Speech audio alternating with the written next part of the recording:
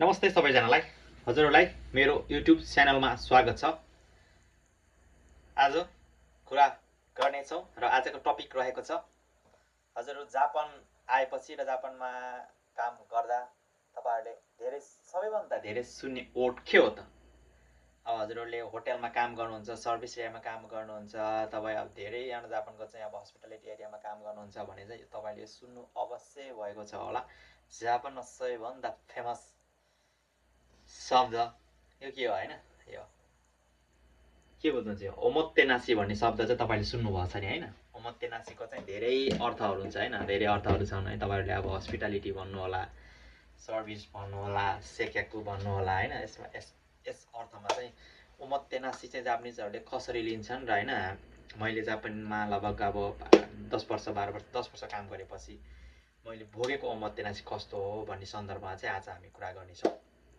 सर्वप्रथम चाहिँ ओमोतेनासी भनेको चाहिँ के हो भनेपछि चाहिँ अब हामीले चाहिँ ल अब कुनै इक्जाम्पल मानौँ न, अब कुनै होटेलमा कुनै कस्टमर आउनुभयो होइन, कस्टमर आउनुभयो र चाहिँ हामीले चाहिँ एइगाओदे स्माइल एइगाओदे चाहिँ कन्निचिवा भने ओहायो गोजाइमास कम्बाङवा त्यसै यो आइसाचु ग्रेटिङ गरिन्छ नि, त्यो पनि एक नम्बरको चाहिँ अब ओमोतेनासी यहाँबाट चाहिँ आफ्नो कोकोरो खराब मनैबाट कुनै काम गरिन्छ। कुनै अब अर्को कस्टमर चाहिँ अब अर्को आइते भनेको चाहिँ अब अर्को व्यक्ति खुसी हुनको लागि मनैबाट गर्ने, हामीले मनैबाट गर्ने चिजलाई चाहिँ हामीले त्यसलाई ओमोतेनासी भनिन्छ कि जुन कुरा आफूले गरेपछि चाहिँ अर्को व्यक्तिले चाहिँ मनैबाट खुसी हुन्छ, त्यो चाहिँ फेरि मन्जोकुदो भन्छ कि त्यसलाई चाहिँ अब होइन।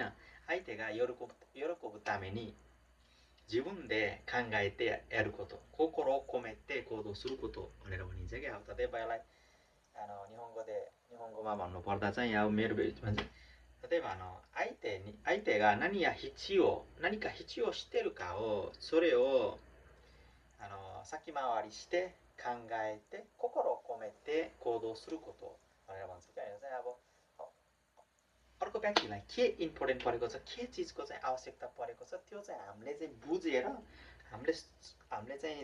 हामीले बुझेर त्यो काम चाहिँ उसले भन्नु पहिला चाहिँ हामीले गर्ने चिजलाई चाहिँ यसलाई चाहिँ हाम्रो ओमोतेनासी भन्छ कि। जुन चाहिँ हस्पिटालिटीसँग चाहिँ बवाल, हस्पिटालिटीको चाहिँ सेम हो क्या। हस्पिटालिटी भनेको चाहिँ हस्पिटालिटीमा नि हामीले चाहिँ उसले चाहिँ नभनिकन अब उसलाई चाहिँ कुनै केही चिज चाहिएको छ पहिल्यै नै हामीले चाहिँ त्यसको बारेमा बुझेर गर्ने कामलाई चाहिँ यसलाई चाहिँ हस्पिटालिटी नै भनिन्छ। तर सेक्याकु र सर्भिसमा चाहिँ फरक छ है, त्यसको बारेमा चाहिँ नेक्स्ट भिडियोमा आउँछु। आजको भिडियोमा तपाईँले बुझ्नु चाहिँ अब होइन अर्को व्यक्ति जुन चाहिँ अब कस्टमरले चाहिँ अब पानी परिरहेको छ होइन, अब कस्टमर चाहिँ छाता छैन तर हामी स्टाफ भएपछि चाहिँ अब छाता तपाईँलाई चाहिन्छ भने पहिल्यै चाहिँ हामीले छाता दियो भने चाहिँ त्यसलाई चाहिँ हस्पिटालिटी मानिन्छ कि। अब कस्टमर चाहिँ आयो होइन, हाच्छ्यौँ गऱ्यो सल्का सिकान्छ र उसको तालो छैन होइन, पुस्ने कुरा छैन होइन, तर चाहिँ हामीले चाहिँ पहिले चाहिँ त्यसलाई दियो भने चाहिँ त्यसलाई चाहिँ हस्पिटालिटी मानिन्छ। तर सर्भिसमा फरक हुन्छ है, अर्को चाहिँ चिया हो कि सर्भिस चाहिँ फरक हुने भएकोले चाहिँ सर्भिसको बारेमा नेक्स्ट टाइम पढाउँला। हजुरहरूले बुझ्नु चाहिँ एउटा तिनवटा टपिक बुझ्नुहोस् कि। आजको चाहिँ मेन टपिक भनेको चाहिँ एकमा चाहिँ एगाओदे ओकेसामा ओमिएको सुरुको त अब साबी तपाईँहरू चाहिँ अब स्माइल भएर राम्रोसँग चाहिँ ग्रेटिङ गर्ने कुरालाई चाहिँ एक नम्बर प्रायोरिटी मानिन्छ, जो ओमोतेनासी पऱ्यो। अर्को भनेको चाहिँ कस्टमरलाई कुन चाहिएको छ होइन, कस्टमरलाई के को आवश्यकता पर्छ होइन, त्यसको बारेमा चाहिँ हामीले पहिल्यै बुझेर चाहिँ हामीले चाहिँ उसलाई भन्ने कि हजुरलाई चाहिएको छ लाउनुहोस् भनेर भन्नेलाई चाहिँ त्यसलाई चाहिँ 2 नम्बर भयो होइन। आइते नि नानीका हिचो स्टेरुका हो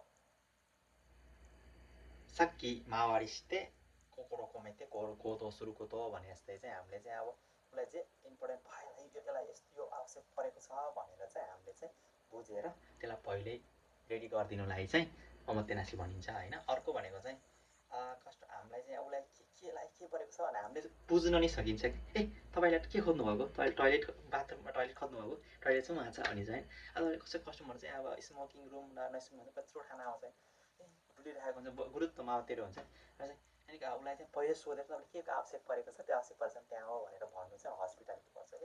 हस्पिटालिटी र यो ओमोतेनासी चाहिँ सेम हो है, तर चाहिँ अब ओमोतेनासी भन्ने चाहिँ अब मनैबाट गर्ने सेवालाई मनैबाट गर्ने कामलाई चाहिँ ओमोतेनासी भनिन्छ है।